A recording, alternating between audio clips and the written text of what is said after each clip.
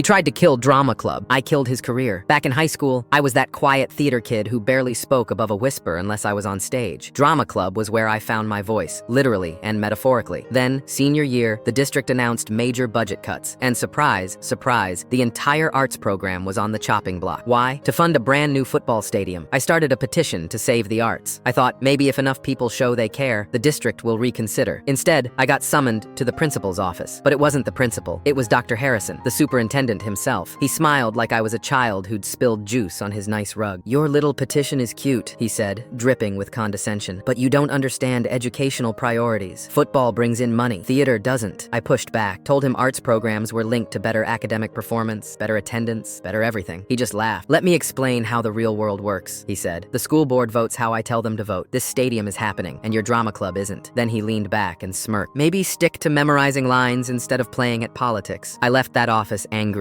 but more than that, determined. Instead of giving up, I went all in. I rallied. I organized student performances in the town square. We made videos of our shows, our rehearsals, how the arts changed lives. Local businesses let us hang student art in their windows. Parents joined in. Soon we had media coverage, and people started showing up at board meetings holding signs. And the louder we got, the more frustrated Dr. Harrison became. At one school board meeting, after I finished my speech, he snapped, "These are children. They don't decide how we allocate resources. That's why adults are in charge." Then the board voted 4-3. Arts programs cut. As I walked out in tears, Dr. Harrison leaned in and whispered, "Anyway," with that same smug smile. That moment changed everything. I dropped my plans to major in theater, switched to education policy. I was done just performing. I wanted to change the script. Fast forward a decade. I ran for local office during college, won a seat on the county council. Then a special election opened a spot on the state education committee. I ran. I won. A few years later, I became chair. And one day, 10 years after that awful board meeting, guess who walked into the committee chamber for a job interview? Dr. Harrison. He was up for state director of education. It was a big deal. His last stop? A final hearing before my committee. He strutted in, all confident, until he saw me, sitting dead center at the table. The look on his face when recognition hit? Delicious. "Dr. Harrison," I began, calm and professional, "your application highlights fiscal responsibility. Could you elaborate on your philosophy for balancing athletic and arts funding?" He fumbled through some BS about comprehensive education, trying to sound like he'd always believed in the arts. I kept my tone even. "Interesting," I said, "because under your leadership, Jefferson County cut all arts programming despite strong academic research to the contrary. Can you explain that decision?" He squirmed. The committee asked follow-ups. Then came the vote. Unanimous rejection. Not even close. As he gathered his papers, I stood and approached him. "For the record," I said quietly, "I didn't vote against you because of our history. I voted against you because you still don't understand that education is about more than buildings and test scores." He looked at me, bitter. "You ruined my career over a grudge about some high school play." "No," I said. "You taught me what happens when adults dismiss young people's voices. We grow up and we change the system. So, thanks for the lesson." Then I walked away.